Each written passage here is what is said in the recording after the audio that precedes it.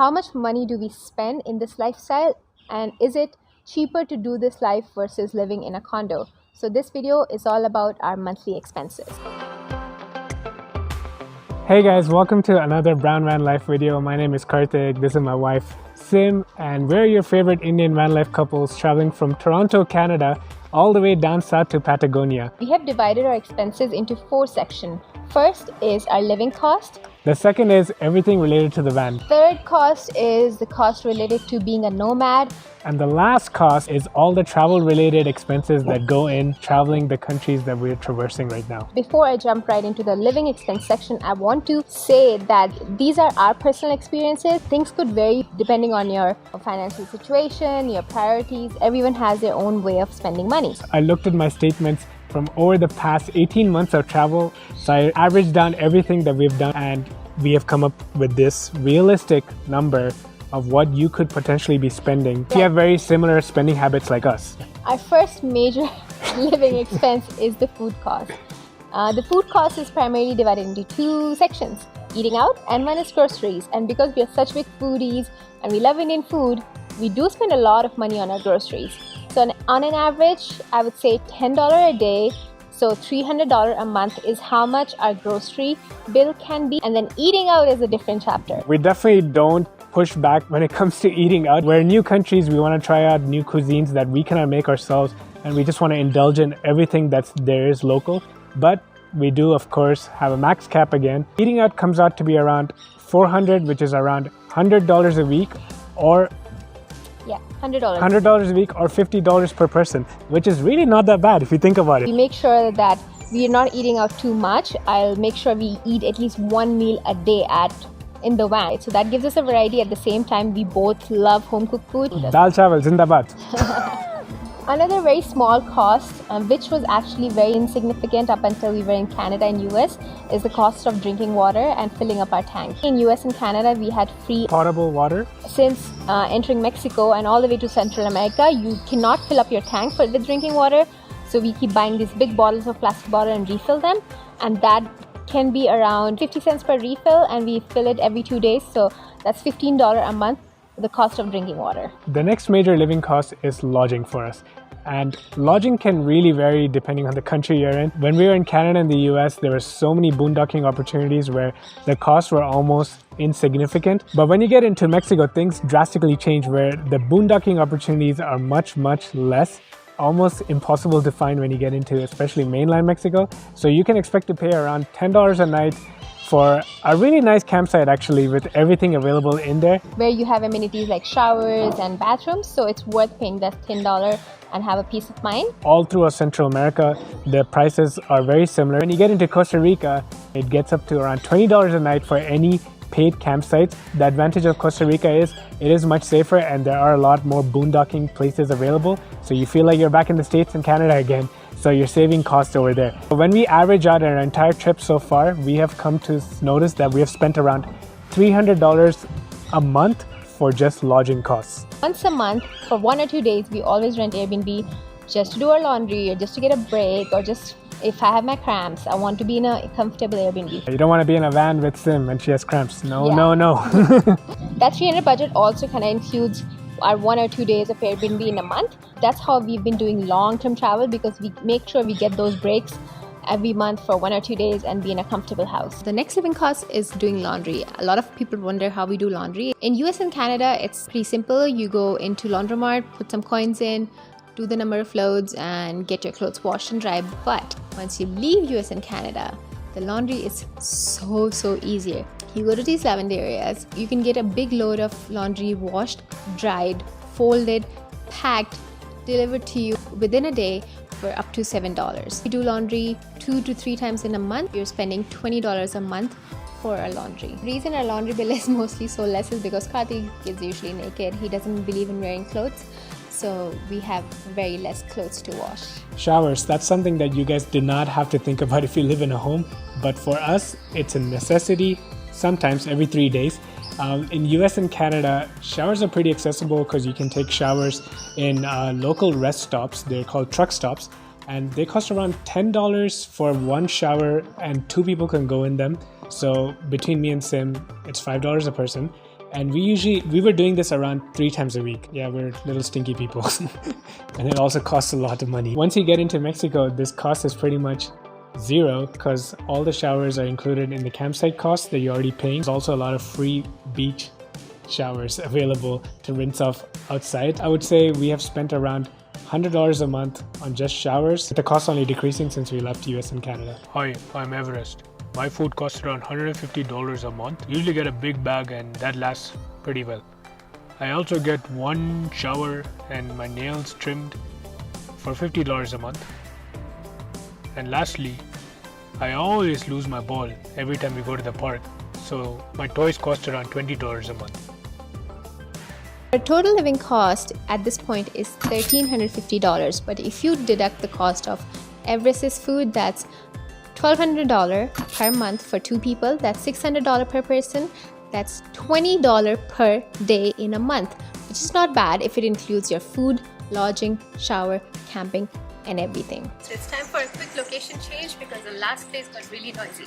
So cut to the next place. Moving on to the next section is our van related expenses. And the first and most painful aspect of van life, especially driving in a 1977 Dodge B200 44-year-old camper van, is gas. On an average, we spend around $600 a month on gas. One full tank of gas for our van is around $70. Sure, we don't fill up more than twice a week. That's kind of our threshold. And if we're needing to fill more than twice a week, that means we're driving too much and we need to chill the F out. The next expense is a fixed cost that is mandatory for every vehicle owner, which is insurance. This was a very, very expensive bill for us when we were in US and Canada, specifically because our car's from Ontario and Ontario has the highest insurance rate you could possibly think of. We were paying around $150 a month when we were in that region. Once we left the US, I paused my insurance straight away and jumped on board with the Mexican insurance, which was around $30 a month at that time. And as we were traversing through these other countries, the costs seem to be very similar. You can get insurance at the border if it's mandatory. My advice is to get the cheapest insurance possible, because if you do get into an accident anywhere past the States, most likely you're going to be dealing straight directly with the person involved. Next is maintenance. This is particularly very important for us because we have a very old car and we need to give it extra love. Every month we've set aside $100 just to make sure everything's working properly, which is still pretty low compared to some of the newer vans. Lastly, we drive through a lot of dirt roads and a lot of different terrains. This causes our van to be very dirty from the outside and inside. We are taking advantages of the cheap car washes in this part of the world. We are spending around $15 a month, and that's a cost that we've included into our monthly budget. The total cost comes out to be $745 each month to keep this van on the road. Our next expense is the cost of traveling, which is of course the main reason we are living this lifestyle. The first cost I would like to mention is the cost of travel insurance. This is something we did not bother with when we were in US and Canada, but shit kind of went south when we entered Mexico, and that's when we learned it the hard way that we need a travel insurance. Right now we are signed up with a very premium travel plan. $150 a month for the 2 of us, which is $1,800 a year. It covers almost everything: sickness, a certain percent of prescription, emergency evacuations, and all this stuff, just to have our bases covered and have peace of mind. Because we are traveling by land, we have a fixed cost of border crossing. Again, that is not something every month. It depends on the times we cross into a country. It could be every 3 months, it could be every 2 months, but it's usually $50 to $60 to get your temporary import permit of your vehicle, which is like a visa for your car essentially. $10 to $20 for the cost of visa for yourself. But we have an additional cost of getting the documents for Everest, which is not applicable to you if you don't have a dog, but that can also cost up to $20 to $30 to get his documents verified. This bird is so loud. Hey, border crossing can cost on average of $100. The next expense is excursion and activities. This is the money we definitely don't want to cheap out on, because some of these experiences, like sliding down a volcano or hiking an active volcano or just taking surf lessons, these are one of the main memories you would want to retain in long term from our travel.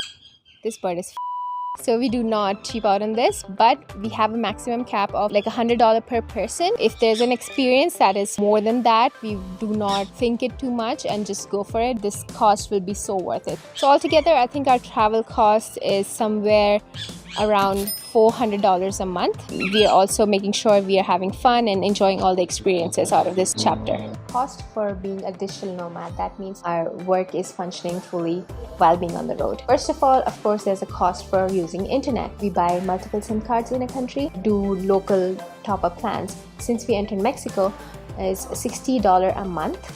So we do $15 of top-up on a week.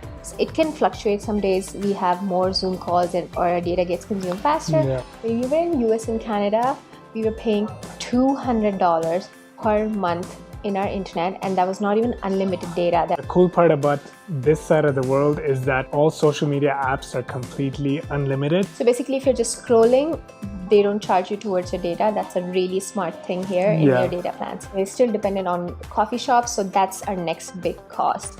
It is huge, but we justify this because we don't want to be sitting in our van all day doing work, and it's kind of like paying for an office space. Yes, when you're sitting in a coffee shop for 6 hours, it's not fair to just buy one coffee. So we always do, like, of course, 2 coffees and then a juice or a snack. Snacks, yeah. So it's always like it adds up like $10 a day almost. So that adds up to $50 for 5 working days and $200 a month. That is totally worth taking up, especially because all the coffee shops are dog friendly and Everest can sit in a much cooler spot during the daytime than inside our van being a hot dog. Third cost for being a nomad is our subscription and upgrades that sustain this whole lifestyle. Subscriptions mean everything that we have to subscribe to for online services, everything that brings efficiency to our workflow. So this would include Adobe, which is a huge one for us, so we can make videos like this. Adobe costs us around $30 a month. Next one is Google Drive.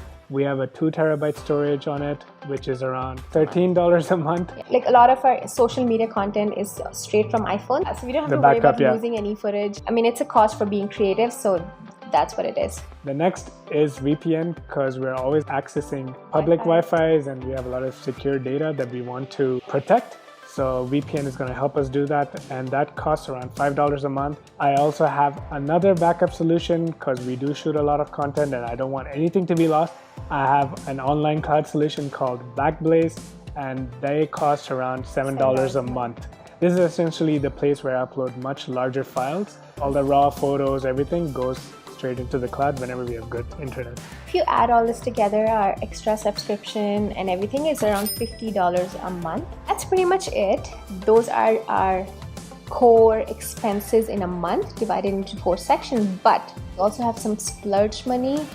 It's not monthly necessary. It's so big enough that it can be broken down into like 12 going months, into the other months. Around $600 a year, which we distribute in different occasions throughout the year.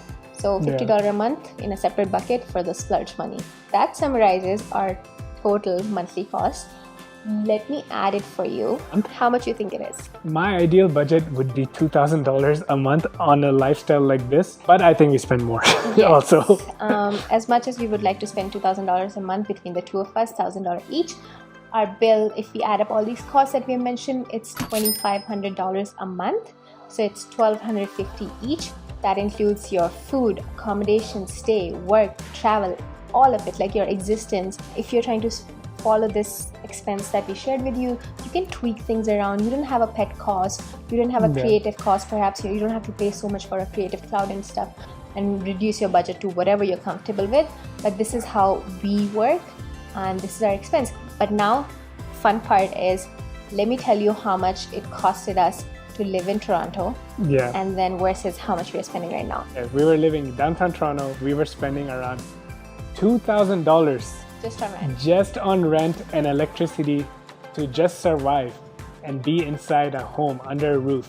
$2,000. I would say we were spending double the amount. Easily. I think we were spending around $4,000. That's $2,000 for just the rent, $1,000 each for our miscellaneous living expenses. Everyone would think that, oh, you must be saving a lot of money. But no, if you are someone who's living the van life, you already know Right now, as we speak, our van is in the mechanic shop. When you're doing this kind of lifestyle, a lot of unexpected costs do show up. You have to be super mindful with your money. Make sure you're not going overboard. Make sure you're not being too cheap in the sense you're not enjoying it anymore. Yeah. Have a good balance. Have set goals. Do not stress too much. But like us, we just keep a maximum cap on things. Okay, we have hit this number, we're not going to do it anymore, right? And if you kind of follow this way of spending your money in living van life, and you get to see different places almost on a daily basis. Yeah. I mean, nothing can beat that. But if you're solely trying to do van life just with the mindset of trying to save money, I think it's going to be a hard one. we really hope this video was helpful and it answered all your money related questions. It's not the most comfortable topic for us, but for you guys, we did it. So thank you so much. Yes, subscribe, comment, and share this video. Thank you. Welcome to a tropical jungle.